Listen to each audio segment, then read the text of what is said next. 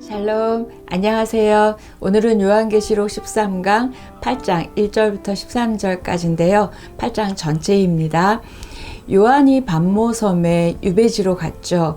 그때는 본인이 갈 때 고립됐고 유배됐다고 생각했을 것 같아요. 그런데 우리가 요한계시록을 성경의 마지막 성경을 쓰는 엄청난 일이 이뤄졌죠. 이렇게 우리의 삶 가운데도 힘들고 어려운 뭔가 절망적인 일 같지만 그곳에서 새롭게 하나님의 일들이 시작됨을 보게 됩니다. 혹시 여러분 힘들고 어려운 일이 있으시다면 그걸 통해서 하나님께서 이루어 가시고 새롭게 행하실 일들을 기대하십시오. 오늘 8장 시작하겠습니다. 1절 2절입니다. 일곱째 인을 떼실 때에 하늘이 반시간쯤 고요하더니 내가 보매 하나님 앞에 있는 일곱 천사가 서 있어 일곱 나팔을 받았더라. 6장까지 저희가 떼었죠. 인을 여섯째 인까지 떼었고 7장은 삽입장이었고 이제 일곱째 인을 떼야 되는데 일곱째 인을 딱 떼기 전에 반시간쯤 고요해졌대요. 이 고요해졌다라는 게 거룩한 고요, 또 긴장된 고요죠. 그래서 이 고요함에 대해서 해석하시는 많은 학자들이 다 다른 의견들이 있습니다. 뭔가 중요한 이야기가 나오기 전에, 상황이 벌어지기 전에 나오는 그런 긴장된 거룩한 고요라고 하는 의견이 주로 많습니다. 도대체 이 고요가 지나가고 어떤 일이 일어날까 봤더니 일곱째 인을 떼면서 어떤 특별한 현상이 일어나기보다는 일곱 나팔이 이제 시작이 되는 거예요. 그래서 하나, 둘, 셋, 넷, 다섯, 여섯 떼고 일곱 뗄 때 나팔이 시작이 되고요. 또 여섯 나팔까지 갔다 일곱째 나팔 열 때 다시 대접이 시작이 되는. 그래서 일곱째는 그 다음 게 열리는 걸 조금 알고 읽으시면 좋겠습니다.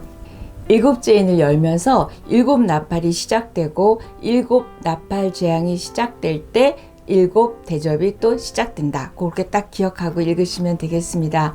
8장 2절에서부터 14장 5절까지 나팔 또는 나팔을 불다 이런 명사나 동사가 14번이 나온다고 합니다. 구약 성경에 보면 나팔의 의미는 하나님의 종말론적 심판의 날을 예고하고 거룩한 전쟁의 선포를 할 때 나팔이 나왔습니다. 그러고 보면 이 종말론적 심판의 선언이 지금 벌어지는 것을 일곱 나팔의 시작인 걸 알 수 있죠. 나팔이 심판임을 나타내는 건 호세아 8장 1절, 요엘서 2장 1절, 또 스바냐 1장 16절 참고로 읽어보시면 되겠습니다. 3절에서 5절입니다. 또 다른 천사가 와서 제단 곁에 서서 금향로를 가지고 많은 향을 받았으니 이는 모든 성도의 기도와 합하여 보좌 앞 금제단에 드리고자 함이라. 향연이 성도의 기도와 함께 천사의 손으로부터 하나님 앞으로 올라가는지라. 천사가 향로를 가지고 제단에 불을 담아다가 땅에 쏟음에 우레와 음성과 번개와 지진이 나더라. 일곱째 인을 떼니까 많은 향을 받은 천사가 성도들의 기도와 펴서 그걸 보좌 앞 금제단에 드리고 있는 광경이 펼쳐집니다. 유대인들과 또 로마가 소아시아 성도들을 박해하는 상황에서 이에 대한 많은 기도들이 성도들이 했을 거 아니에요. 그 기도가 지금 하늘로 올라가는 모습입니다. 천사가 나팔을 불기 시작하기 전에, 다시 말해서 나팔 재앙이 시작되기 전에, 먼저 이런 심판의 절정이 이루어지기 전에 뭐가 나오죠? 놀랍게도 성도의 기도에 대한 이야기가 나오고 있습니다. 성도의 기도가 담긴 그 금향로에 제단의 불을 가득 채워서 땅에 던지자마자 우레와 번개가 또는 음성과 지진이 일어났습니다.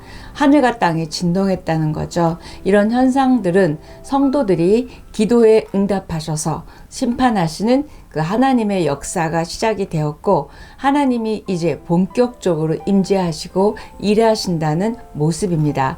이 장면은 5장에 있었어요. 5장 8절에서 네 생물과 24장로가 향, 즉 성도의 기도 이런 표현이 있었잖아요. 그래서 그 기도가 가득한 금대접을 들고 있던 모습과 비슷합니다. 8장은 성도들의 기도가 하나님의 통치의 한 측면이 되고요. 또 심판에 얼마나 중요한 영향을 미치는지를 볼 수 있는 장입니다. 저와 여러분의 기도가 이렇게 천사가 하나님 앞에 올려질 때 하나님의 일들이 시작이 되고요. 또 우리의 응답이 시작됩니다. 저와 여러분의 기도가 끊이면 안 되는 이유이겠죠. 하나님께서 이러한 모습을 보여주신 의도는 성도의 기도가 얼마나 중요한지 말씀해 주시고 있고요. 또 성도의 기도가 이 땅에 발생하는 어떤 종말론적 그런 재앙에 영향을 미치고 있음을 지금 요한은 환상으로 말하고 있습니다. 제가 이걸 읽으면서 하늘의 경영이 우리 성도들의 기도를 통하여 이 땅 가운데 풀어진다는 거예요. 그래서 우리가 기도할 때 하나님의 일들이 이 땅 가운데 시작됨을 믿습니다. 종말론적 신앙을 가진 우리들은 하나님의 뜻이 이 땅 가운데 이루어지도록 항상 기도해야 되는 의무도 있습니다. 저와 여러분의 기도를 통하여 하늘의 뜻이 이 땅 가운데 또 여러분의 삶 가운데 이루어지기를 바라봅니다. 6절 7절입니다. 7 나팔을 가진 7 천사가 나팔 불기를 준비하더라. 첫째 천사가 나팔을 부니 피 섞인 우박과 불이 나와서 땅에 쏟아지매 땅의 3분의 1이 타버리고 수목의 3분의 1도 타버리고 각종 푸른 풀도 타버렸더라. 7 천사가 나팔을 불기 시작하니까 이제 첫 번째 나팔을 불기 시작합니다. 이 7인의 재앙 기억나시죠? 이 7인의 재앙은 어린 양에 의해서 임했는데요. 이 7 나팔 재앙은 7 천사에 의해서 시작이 됩니다. 그 차이가 좀 있죠. 첫째 천사가 나팔을 불기 시작하니까 피 섞인 우박과 불의 심판이 임해서 땅 수목의 3분의 1이 타버린 그런 모습이 나오고 있습니다. 이때 3분의 1만 타버렸다는 건 아직 완전한 심판이 다 이루어지지 않았음을 나타내고 있고요. 피 섞인 우박과 불이 땅에 쏟아지는 이 첫째 나팔 재앙은 출애굽기 9장에 나오는 그 심판 중에서 7째 재앙이 연상됩니다. 애굽의 우레소리와 함께 우박과 불덩이가 떨어진 7번째 재앙이 있거든요. 그 모습이 연상이 됩니다. 첫째 나팔부터 넷째 나팔 재앙까지는 출애굽기의 10가지 재앙을 떠올리는 굉장히 비슷한 재앙이 벌어집니다. 출애굽기에서 왜 재앙이 임했죠?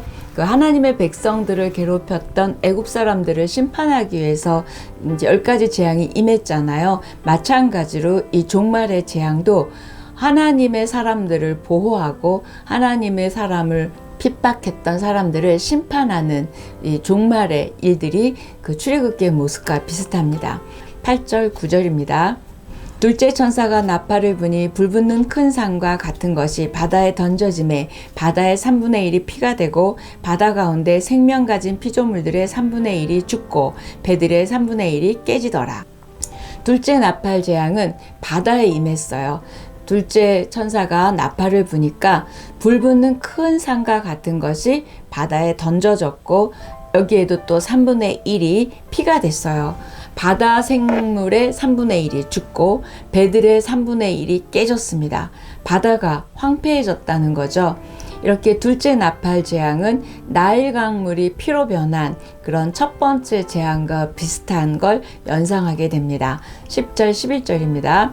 셋째 천사가 나팔을 부니 횃불같이 타는 큰 별이 하늘에서 떨어져 강들의 3분의 1과 여러 물 샘에 떨어지니 이 별 이름은 쓴쑥이라. 물의 3분의 1이 쓴쑥이 되매 그 물이 쓴 물이 되므로 많은 사람이 죽더라. 셋째 천사가 나팔을 부니까 이번에는 불타는 큰 별이 하늘에서 떨어져서 강의 3분의 1을 쓴쑥으로 만들고 사람을 죽게 했대요. 다 이때 쓴쑥 밑줄 그어주셨으면 좋겠습니다. 물의 3분의 1이 쓴쑥이 됐다는 말은 물이 더럽혀졌다는 말이기도 하고요. 여전히 3분의 1만 심판의 대상이기 때문에 완전한 심판은 아니고 아직 돌아올 기회, 회개의 기회가 남아있음을 볼 수 있습니다.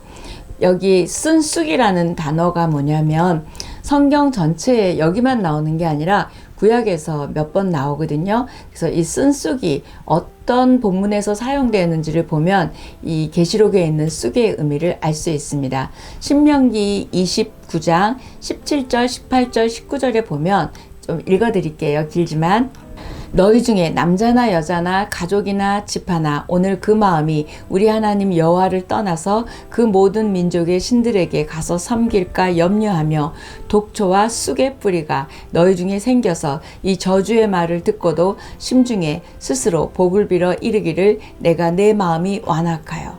이스라엘 백성들이 가나안 족속의 종교를 따라가서 그 우상을 섬기고 받아들이는 상태를 뭐라고 표현했죠? 독초와 쑥의 뿌리라고 표현하고 있습니다. 그래서 우상 숭배를 쑥에 쓴 뿌리라고 한다. 그러니까 쑥 그러면 우상 숭배 생각하시면 되겠죠. 아모스 6장 12절에서 14절에도 너희는 정의를 쓸개로 바뀌며 공의의 열매를 쓴 쑥으로 바꾸며 허무한 것을 기뻐하며 이렇게 또 쓴 쑥이 그대로 나오고요. 예레미야 9장 15절에도 쑥이 심판의 도구로도 사용되고 있습니다. 이렇게 신명기, 아모스서, 예레미야서에서 보면 쓴 쑥은 우상 숭배에 따르는 결과와 그 대가를 치르는 걸 쓴 쑥이라고 말하고 있습니다. 문제는 우리 안에도 얼마든지 쓴 쑥이 만들어질 수 있다는 거예요. 저와 여러분은 다른 우상에 가서 절하지는 않겠죠. 그렇지만 보이지 않는 우상, 골로새서 말씀에 의하면 탐심은 곧 우상 숭배라고 하죠. 하나님만큼 여러분들이 의지하고 또 그런 탐심 같은 것들이 우리 안에 생길 수 있고 그것을 쓴쑥이라고 할 수 있습니다. 하나님을 목적이 아닌 수단으로 여기도록 만드는 내 안에 쓴쑥이 무엇인지 한번 점검해 봤으면 좋겠습니다. 12절입니다. 넷째 천사가 나팔을 부니 해 3분의 1과 달 3분의 1과 별들의 3분의 1이 타격을 받아 그 3분의 1이 어두워지니 낮 3분의 1은 비추임이 없고 밤도 그러하더라. 넷째 천사가 나팔을 부니까 해와 달과 별의 3분의 1이 타격을 받아서 빛을 잃어버렸대요. 결국 넷째 나팔은 천체계의 재앙이죠. 해, 달, 별에 내려졌으니까. 하늘에서 빛을 발하는 모든 것이 해, 달, 별이잖아요. 이것의 3분의 1이 타격을 받았다. 이렇게 표현하고 있습니다. 밤낮이 어두워지는 이 네 번째 나팔 재앙은 출애굽기 9번째 흑암을 한 그 재앙이 연상이 되고 있습니다. 아까 말씀드렸듯이 첫째 나팔 재앙부터 넷째 나팔 재앙까지는 자연계에 대한 심판으로 출애굽에 나오는 그 10가지 재앙과 비슷하고요. 또 종말론적 재앙이 사람들에게만 내리는 게 아니라 이렇게 자연계에도 내려지고 있구나. 우리가 이것을 알 수 있습니다. 땅이나 바다, 강들이 오염되고 또 죽어가고 있고 또 전염병이 창궐하고 이러한 재앙이 그때만 있었던 것이 아니라 지금 이미 우리 삶 가운데 깊숙이 들어와 있죠. 우리 환경오염이라든지 요즘 코로나라든지 이 모든 것들이 여기에서 별개가 아닌 것 아닌가 이런 생각이 들 정도로 그 계시록에 있는 말씀이 지금 그대로 우리 삶 가운데 있습니다. 하나님께서 이렇게 자연계에 재앙을 내리심으로 무엇을 주시려고 하실까요? 경각심을 주셔서 돌아오도록 회개하도록 깨어있도록 지금 자연계를 네 번째 나팔까지 이렇게 치셨습니다. 우리의 각성이 필요한 이때입니다. 환경이 파괴되는 것을 보면서도 또 종말의 재앙의 어떤 사인들을 보면서도 우리는 마음이 둔하여 때를 분별하지 못하거나 깨어있지 않다면 하나님께서 보여주시는 재앙에 대한 우리의 믿음의 반응은 잘못되어 있습니다. 주님의 재림, 다시 오실 날이 곧 세상의 종말인데요. 가까이 옴을 우리는 많이 느끼고 있고 사람들은 많이 말하죠. 그렇게 말만 할 것이 아니라 기도하고 또 깨어있고 또 또 회개하고 다시 한번 영적으로 우리가 무장해서 이 마지막 때를 살아갈 뿐만 아니라 마지막 때에 하나님 앞에 돌아와야 될 사람들을 돌아오게 하고 기도하는 우리이기를 축복합니다.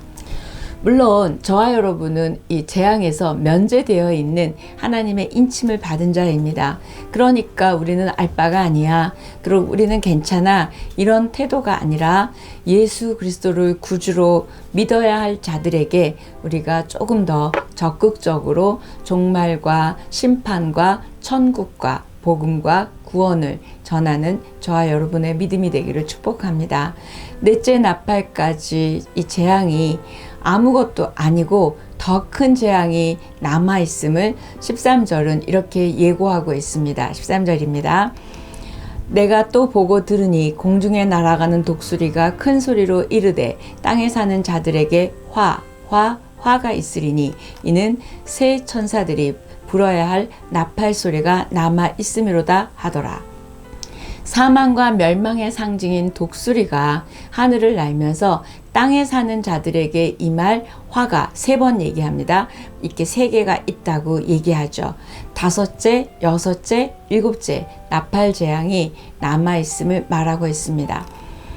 땅에 거하는 자들에게 화가 있다. 밑죽었으면 좋겠어요. 이때 땅에 거하는 자들은 땅에서 사는 자들을 말하는 게 아니라 6장 10절에서는 성도들을 죽인 자들이었고요. 또 13장 12절 아직 우리가 하진 않았지만 짐승에게 경배하고 또 17장 2절에서는 큰 음녀의 음행에 포도주에 취한 자들입니다. 다시 말해서 땅에 거하는 자들은 하나님을 믿지 않고 믿는 자들을 배척했던 하나님 없는 자들을 땅에 거하는 자들이라고 표현하고 있고 그들에게 화가 있을 것을 말하고 있습니다. 저 여러분이 8장을 하면서는 기도가 회복되는 은혜가 있었으면 좋겠습니다. 앞부분에 우리의 기도가 하나님의 제단에 올라갔잖아요. 천사들이 가지고 갔죠. 그런 것처럼 우리의 기도가 끊이지 않고 기도가 회복되어서 우리의 기도가 하나님 앞에 그 응답이 아마 하나님의 일들이 일어나는 일입니다. 저 여러분이 지금은 기도를 회복해야 할 때입니다. 우리가 덥고 힘들고 정말 힘든 시간들을 우리 모두가 살고 있습니다. 그러나 놓치지 말아야 될 것, 말씀과 기도입니다. 환난의 때, 종말의 때가 다가옴을 느낄수록 우리는 더욱 기도하고요. 또 세상이 어려울수록 더욱더 기도하는 우리의 기도가 회복됐으면 좋겠습니다.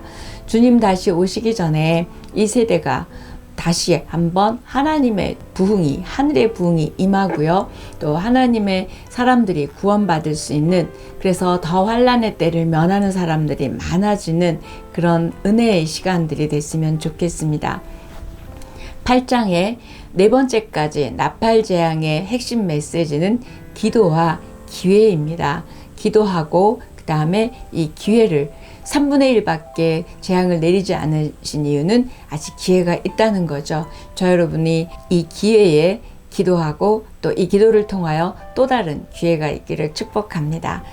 8장을 통해서 우리의 기도를 소중히 여기시고 또 들으시는 하나님, 또 들으시고 응답하시는 하나님, 우주를 흔드시는 하나님, 심판하시는 하나님이심을 우리가 볼 수 있습니다. 우리의 기도가 하늘로 올라가는 만큼 하나님의 은혜가 이 땅 가운데 임할 것입니다. 우리가 기도하는 만큼 하나님의 통치, 하나님의 은혜, 하나님의 축복, 하나님의 응답이 임할 것이고 하늘과 땅이 풀리는 역사가 있을 것입니다. 그런 은혜가 있기를 축복합니다. 8장을 통하여 저 여러분이 다시 한번 기도가 회복되어지는 은혜가 있기를 축복합니다. 오늘 여기까지 하겠습니다.